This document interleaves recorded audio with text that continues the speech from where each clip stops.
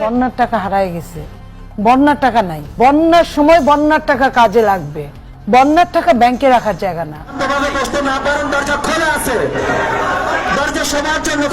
বন্যার্তদের টাকা আত্মসাতের অভিযোগ, সমন্বয়কদের আটক ও গণপিটুনি। বিস্তারিত জানতে সাথেই থাকুন। সমন্বয়কদের দুই পক্ষের মারামারি, পুলিশ ও সেনাবাহিনীর সামনে মতবিনিময় সভা থেকে সমন্বয়কদের টেনে নামিয়ে মারধর। 1 মাস আগে যে সমন্বয়করা জনগণকে একত্রিত করে শেখ হাসিনাকে পদত্যাগ করতে বাধ্য করেছে, এই সমন্বয়কদের অবস্থা বর্তমানে করুন। প্রায় প্রতিটি সভায় সমন্বয়কদের ধরে পিটুনি দেওয়া হচ্ছে, তাদেরকে ভুয়া ভুয়া বলে স্লোগান দিয়ে সভা থেকে বের করে দিচ্ছে শিক্ষার্থীরা। সমন্বয়ক সাজ্জিদ আলম ও হাসানাত আব্দুল্লাহকে আটক করেছে শিক্ষার্থীরা।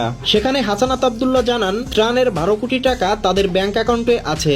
এদিকে ফেনী, কক্সবাজার, এমনকি যশোরে বন্যার মধ্য দিয়ে জীবন পার করছে লাখ লাখ মানুষ। এই মানুষগুলো জলবদ্ধতার ভিতর দিয়ে দিন পার করছে, কিন্তু বর্তমান সরকার টাকা জমা রেখেছে নিজেদের অ্যাকাউন্টে। দেশের বিভিন্ন স্থানে বন্যা চলছে, অথচ সমন্বয়করা এ বিষয়ে কিছুই জানে না। এ নিয়ে সাধারণ জনগণের মনে নানা প্রশ্ন।